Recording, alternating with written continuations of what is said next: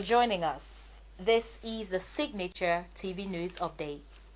I am Brenda Etta. In the headlines, Anambra Governorship candidate signed a peace accord in Awka. Vice President Osibanjo denies ownership of the Ikoyi collapsed building land and threatens court action. The National Assembly protests against the Niger Republic rail line proposed by Transport Minister. And now, the details.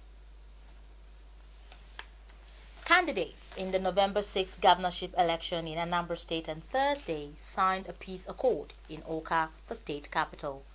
Chairman of the Independent National Electoral Commission, Professor Mahmood Yakubu, was present at the ceremony, which was facilitated by the National Peace Committee, chaired by former military head of state, General Abdul Salami Abubakar.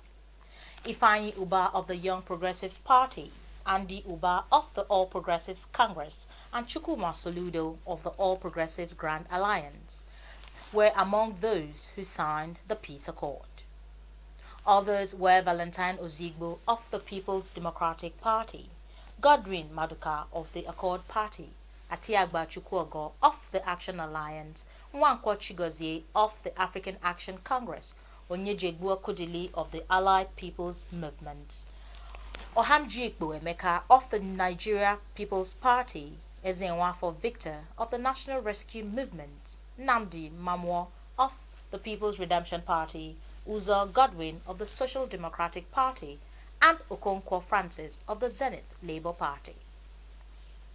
Meanwhile, some residents of Awka, the Anambra State capital, have said that they were ready to exercise their franchise in the Saturday governorship election in the state. The residents told newsmen on Friday that they were in high spirit to vote for their preferred candidate on the November 6 election. Moses Neke, a transporter, said that he would do the needful by voting for his choice candidates. Also, Margaret Ekejiofo, a woman leader, called on Anambra citizens to come out en masse and vote for candidates of their choice. Bernard Nwofo said that with the calling off of the sit-at-home by the indigenous people of Biafra, IPOB, people were now free to come out and vote. According to reports, there is relative peace and calm in various parts of the state following the public holiday declared by the state government for Thursday and Friday. Vice President Yemi Osibanjo has denied ownership of the land on Gerrard Road, Ikoyi, Lagos State, where a high-rise building under construction collapsed on Monday, November 1, 2021. The Vice President, in a statement issued on Friday by his spokesman Laolu Akonde, said he had no interest whatsoever in the said property and that all his property and assets had already been publicly declared. Osibanjo expressed sadness over what he called a horrible tragedy and condoled with the families and relatives of all those who died, injured, or affected by the collapse. The Vice President, while describing the accusation as a despicable lie in sponsored online report, said that he has referred the disgraceful publication to his lawyers for prompt legal action. The Nigerian Bar Association (NBA) has vowed to get to the bottom of last Friday's raid on the home of a just judge of the Supreme Court, Justice Mary Odili. It had demanded that President Muhammadu Buhari set up an independent investigative panel to unravel those behind the incidents. NBA President Olumide Akpata, who met with journalists in Lagos, warned that if President Muhammadu Buhari fails to do so, lawyers will take legal action. The Attorney General of the Federation, Abubakar Malami, and the Inspector General of Police, Usman Baba, have separately denied authorizing the raid or having any knowledge of it. However, the NBA noted that the said policemen appear to be from the Attorney General's office, adding that because he cannot investigate himself, Malami will be reported to the Legal Practitioners Disciplinary Committee for investigation.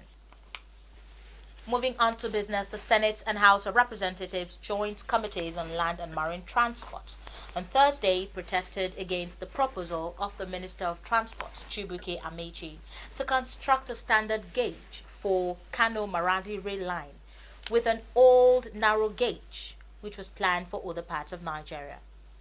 The lawmakers became angry when Amechi presented the 2022 budget proposal of his ministry before the Joint National Assembly Committee. Whilst presenting the budget, Amaechi said the construction of Kaduna-Kano rail lines to link up the Abuja-Kaduna rail line has commenced, and the survey and design for Ibadan-Mina-Abuja is ongoing. Chairman of Senate Committee on Marine Transport, Senator Danjuma Goje, and House Committee Chairman Pat Asadu kicked against the marginalization of other regions of the country in the rail line construction. Amaechi, while responding to issues raised by the committee, said the difference between the narrow gauge and the standard gauge was speed, adding that the country might not get the money to build standard gauge across the country, and that project was not based on sentiments but on economic benefits for the country. On the foreign scene, in a trial that will scrutinize citizens' arrest laws, an almost all-white Georgia jury will hear opening arguments on Friday in the case of 3 white men accused of chasing down and killing black jogger Ahmaud Arbery, who they say they suspected was a burglar. The shooting of Arbery, 25, in a suburb of the coastal city of Brunswick in February 2020 stoked national outrage after cell phone video taken by one of the 3 defendants became public more than 2 months ago. Arbery's relatives, some of whom have attended jury selection since the trial began in Glynn County Superior Court in Brunswick on October 18, have alleged that Arbery was targeted on the basis of his race. Former policeman Gregory McMichael, 65, his son Travis McMichael, 35, and neighbor William Bryan, 52, face charges of murder, aggravated assault, and false imprisonment, in which all had pleaded not guilty and risk facing a sentence of life imprisonment if convicted on the murder charges. Nigerian comedian Akbaragi Marian, popularly known as Taoma, has reacted after she was called out for visiting the Vice President of Nigeria, Yemi Osibanjo, with some Instagram comedians. In a lengthy post shared via her Instagram page on Thursday, the comedian explained the reason behind her visit to the nation's number 2 man. She noted that she made the presidency understand how important Twitter is for the majority of the youth, the SMEs and others who make a living via that platform, and urged the vice president to help canvass for the lifting of the Twitter ban. The Instagram comedian also revealed that she stressed the continuous police brutality experienced by young Nigerians. Talma's long post didn't sit well with many, as she was called out by her followers for visiting the vice president. In sports, Qatar side Al Sadd have announced that Barcelona has paid the release clause, which will see Xavi Hernandez return to the Spanish club as manager. This was confirmed on Friday by Al Sadd, adding that a deal has been agreed on between the 2 clubs.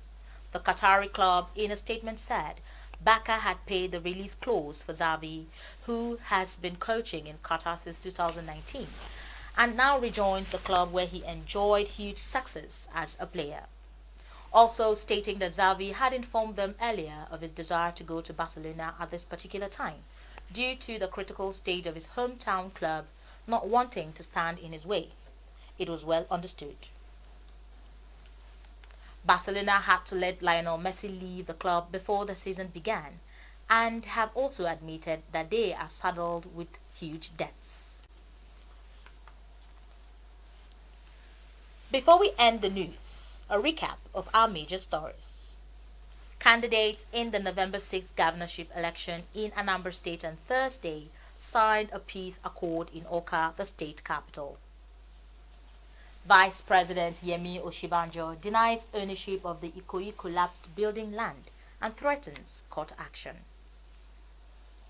The National Assembly has protested against the Niger Republic rail line proposed by Transport Minister Amaechi. Safety and security begin with you. Be patriotic. Report any suspicious activity to law enforcement agencies. Please do stay safe.